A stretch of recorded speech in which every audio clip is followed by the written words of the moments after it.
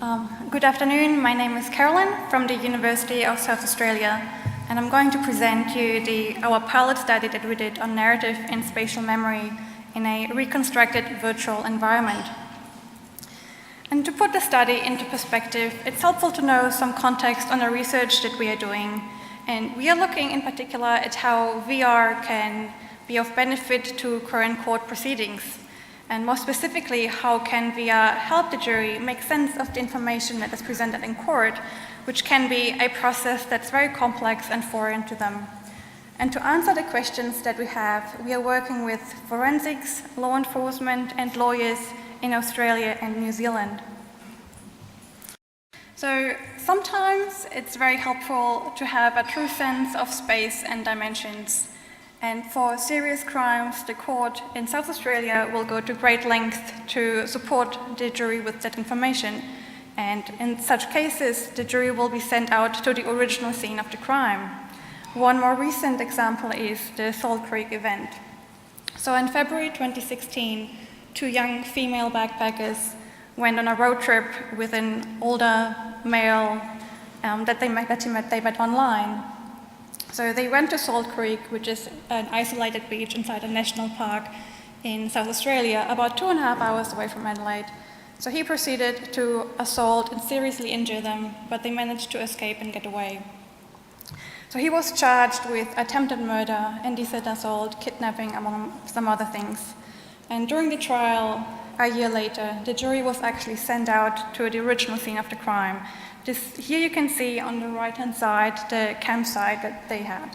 So while it still resembles the original campsite, it has changed within a year.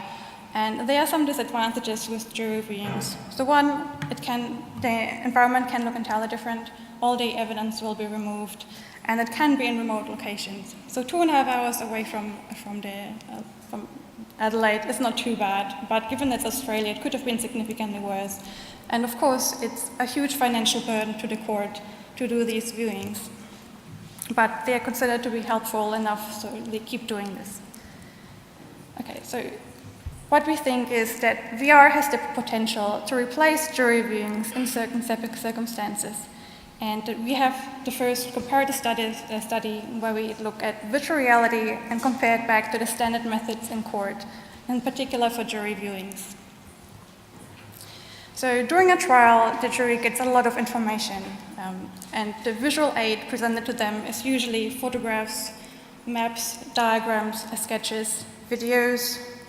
But in particular for spatial relationships, these kind of information cannot be communicated very well. For example, in a shooting inside a confined space, the question might not be who was the shooter, but rather what was the intent. And having true knowledge of the spatial information, how close the trajectory went to the person to identify, was it just a warning shot or did he really intend to kill the person, can be really helpful. So this is why in serious cases, the jury then gets sent out to the original scene of the crime. But it does have these drawbacks of being very expensive and sometimes years later. And when the jury hears all the information in court, there is one of the leading models in how they make sense of information is the story model. So as information comes in, they start to construct a story in their minds. And the information presented in court is like an anchor. And they fill it in information of their own experiences, their stereotypes, their bias. And each time this story fills up and new information comes in, they start to evaluate it against this narrative that they've already constructed. And this can be significantly different between each individual juror, as everyone has different experiences. So presenting 3D information in court is not something entirely new. In law enforcement, they've been using laser scanning for a few years now, with a very prominent example in New South Wales. During the terrorist attack in 2014 at the Lynn Cafe in Sydney, the New South Wales police did some extensive laser scanning. They scanned an area of 350 to 400 meters, and they said it helped them greatly to investigate the entire crime. And also the idea of using virtual reality to view a crime scene, either for investigation or even for jury viewings, that has come up before. But currently there's the gap in how much, and comparing it to the current standard methods in court.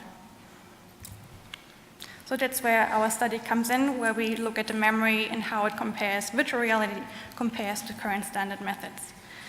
We have 2 main research questions and one that spans the entire project. So for this particular study, the first question we have is, does VR improve narrative memory compared to viewing photographs? And the second is, does VR improve the spatial memory compared to photographs?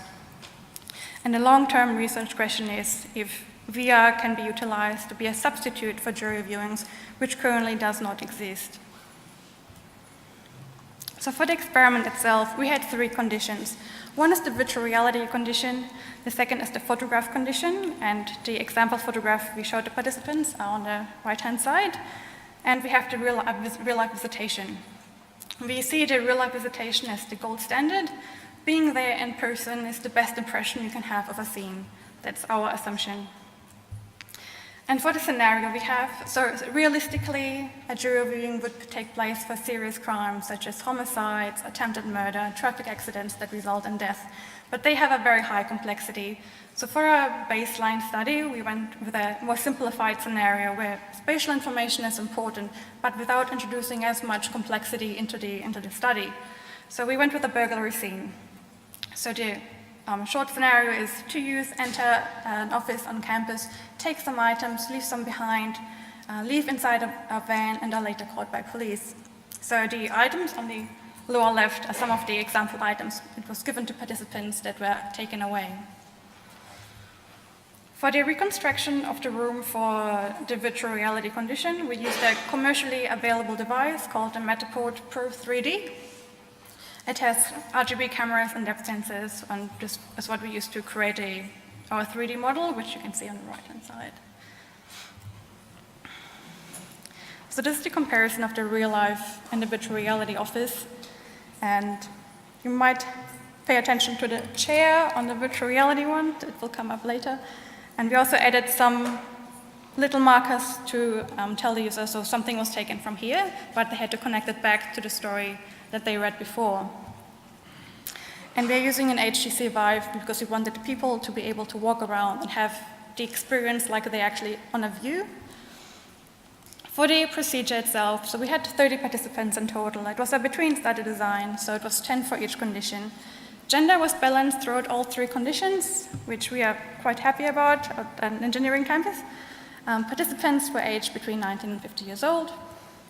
And for the actual procedure itself, so they were provided narrative, which is also called a statement of facts. It was about 3 paragraphs long. They had as much time as they needed to actually read through the paragraph to really ensure they remember what they are reading. Afterwards, they had to immediately tell us entirely from memory what happened, and was followed up by a 4 minutes viewing time. So either watching the photographs, or going to the real place, or viewing the scene in VR. It was then followed up by a memory test, which was a standardized, computerized memory test, not to see how good the memory is, but rather to ensure that the memory is within the average population. Afterwards, there was a delayed recall test. It was about 30 minutes after the initial reading time, where they did, again, the second time, they had to retell everything they remembered after those 30 minutes. And finally, they had to place on a floor map all the objects that they remembered. We measured narrative memory in item-by-item list. It's a common procedure in psychology to actually measure narrative memory. So important key points were taken from the narrative in a scenario and put on our list. Spatial memory, they had to place all the objects and items on a floor map. Movement data of participants with a Vive tracker. Sense of presence through a questionnaire. And we had a little attention to detail question on how many chairs were fallen over. For the results, the spatial memory we categorized in hits, commissions, and omissions. So the hits are right location and right objects. Commissions, if one of those was confused, and omissions if they had completely forgotten about it. Spatial memory, the commission rate, so the way that they confuse things in VR compared to the real-life condition. And although the numbers were similar for the photographs, it did not yield a significant result. And the reason why that is was that the range of responses in the photography condition was a lot higher than on the other ones. So the range of responses was the highest in photography and then VR, and most consistent, people were more consistent in a real-life condition. For narrative memory, at least for this scenario, they all improved about equally. The steepest improvement was for the real-life condition, but it was not significant. But they did differ quite a lot in how they acted within the environment. So the real-life ones, they moved around quite a lot, and you can see the red is quite evenly distributed, whereas for the virtual reality, they were a bit shy in moving around, so they preferred to stay in the center and look around as they could view everything, all the little markers from where they are standing. For presence, so for VR and the real life, compared to photographs, they felt less there in the scene. And attention to detail, it was the virtual reality one that did the best out of all three and was significant compared to the photographs. And the reason why that is probably, so the mesh had some issues. If you had looked at the chairs, it had some missing legs, which might have contributed to them paying more attention in VR. So some further observations. Overall, despite it being a rather simple task, it was reported to be rather on the challenging side. And we also had no ceiling effect, so no one in the memory task actually reached 100%. And coming back to the story model, people put in a lot of effort and trying to put meaning into the scene and trying to relive what the thieves could have done when they went into the room. And if they did forget a location, they tried to deduce where they would have put it and what made sense to them. So for example, we had a bag with money on the floor, and for a lot of people it didn't compute why you would have a bag with money on the floor, so they rather put it into the drawer than put it on the right location. And people in the photo condition, they struggled quite a lot in actually creating like a layout of the room. Out of those 4 minutes, they spent most of it just trying to create a layout and what they are doing. And the flaws in the 3D model, for the VR, it reduced the sense of how real it felt. And one of the participants, he actually mentioned, this must look like the zombie apocalypse. False memories are my personal highlight because you could see the story model unravel in real time. And so they had sometimes memory of something that was never mentioned.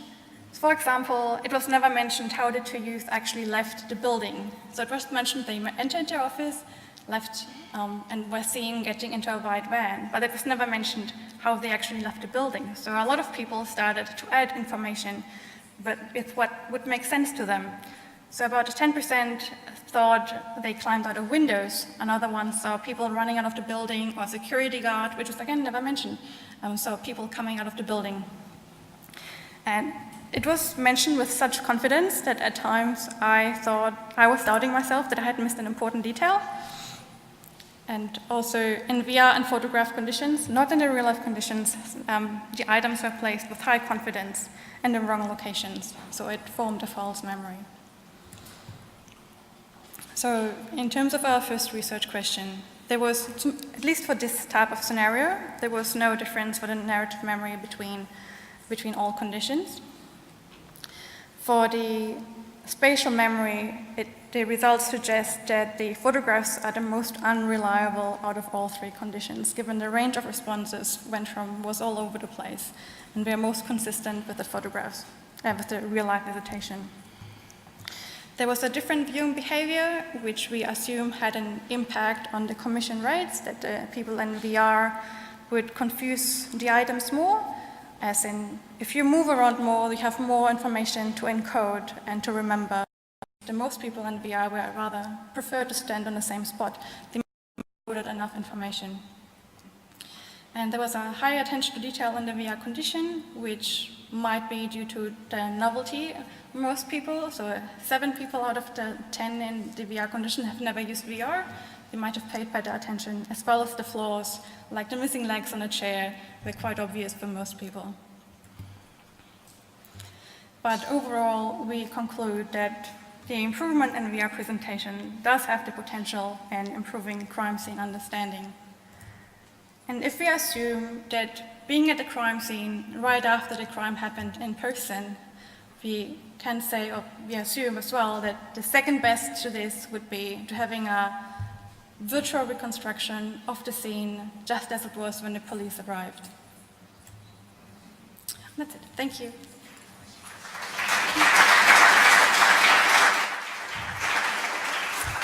Thanks a lot for the interesting talk. So I think we have some time for questions. Are there any questions? Oh, yes, we have one question down there. Really interesting. Thanks for the talk, it was really interesting. I was wondering, you said that in the VR condition you also measured presence. Did that relate to anything, correlate to anything? No, we were wondering if it would relate to remembering the space better, but it did not have any, there was no correlation. Thanks. One more question?